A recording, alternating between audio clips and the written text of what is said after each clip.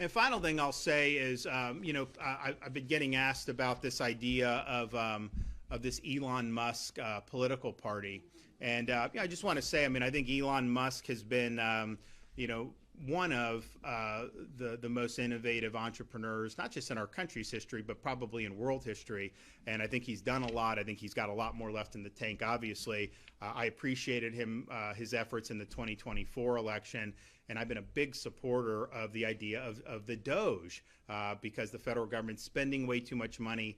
We've adopted that in Florida, even though we have a budget surplus and are paying down debt, and we have the second lowest spending per capita of all 50 states. But yet we're still doing it in Florida because you always want to do better. But when Elon was in the at Doge, there were grants that had been done that we rejected in Florida. We would call Elon, they would cancel it immediately. We sent over almost $1 billion to where they were able to recover. There were DEI, there was stuff we're not doing.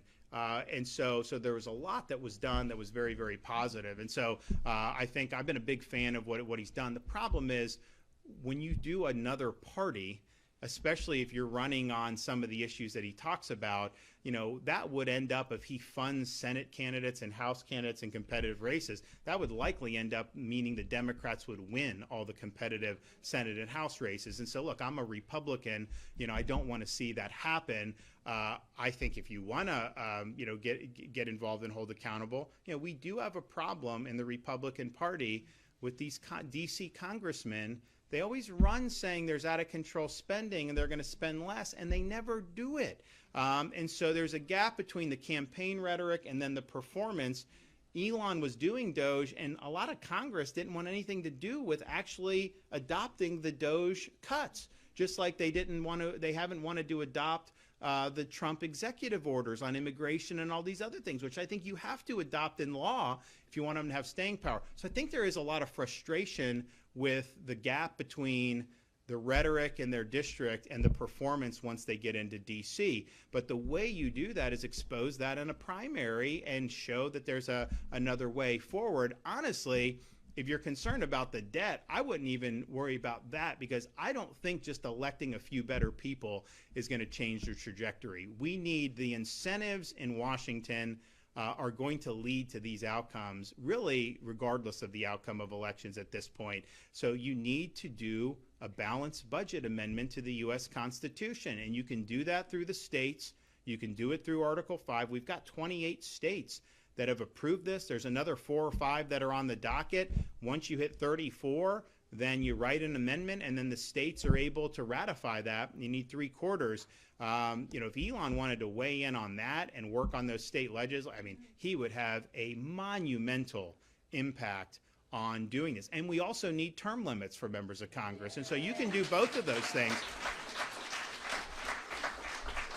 But I think if you did that, all of a sudden, that moves the needle on both of those issues. You know, under Article 5 of the Constitution, you are going to see major positive changes, but you have to change the incentives and the structures up there, because we've seen it time and time again. You have the rhetoric, same results. You have the rhetoric, same results when it comes to debt. And so this is one way to do it, and it's within our grasp to do it. Florida's already certified both of those. Term limits has really gained a lot of steam over the last couple years. There was only 1 or 2 states that had done it like 5 or 6 years ago. Now you've got a lot more. Balanced budget amendment has been out there for a long time. A lot of people have wanted to do it. That's very close. And if you do those things, then I think you actually have a chance to really change Congress. But as it is now, even if somehow a third party could elect some people that were, so-called fiscal conservative, I don't think it would even move the needle, even if they got elected. And we know that they wouldn't get elected because it's really 1 or 2 parties. So you're either just taking votes away from one side or the other is really how it ends up doing. So, I'm a believer in trying to work this stuff out through the Republican process rather than do that. But I think even more than that, doing these amendments, which are within our grasp, it doesn't require Congress. You can do it through Article 5 and do it through the states. That would have a huge impact on the trajectory of the country. In the late 90s, they were 1 vote away in the U.S. Senate from passing a balanced budget amendment. It would have had to have been ratified by the states, but I think it would have been at the time. Now, we had a budget surplus federally at the time. Just imagine how different our fiscal trajectory would be right now had that balanced budget amendment passed 26, 27 years ago.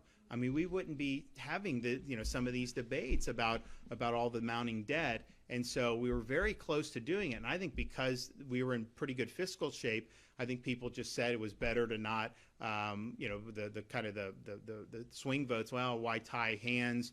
Things are going well. But had they done that, man, we would be in really good shape. So let's do a balanced budget amendment, tie the hands of the big spenders, term limit them so they can't ensconce themselves in office for decades like Nancy Pelosi.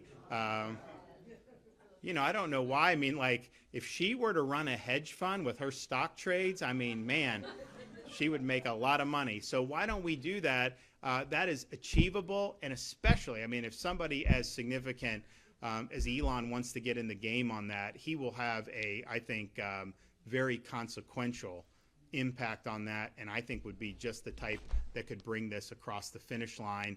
And wouldn't we want to see these guys have some limits on how much damage that they can do? So I think Washington needs to be overhauled 100%. I just don't think a third party is going to do it, but I do think these amendments can make a big difference. Okay, thanks everyone. God bless.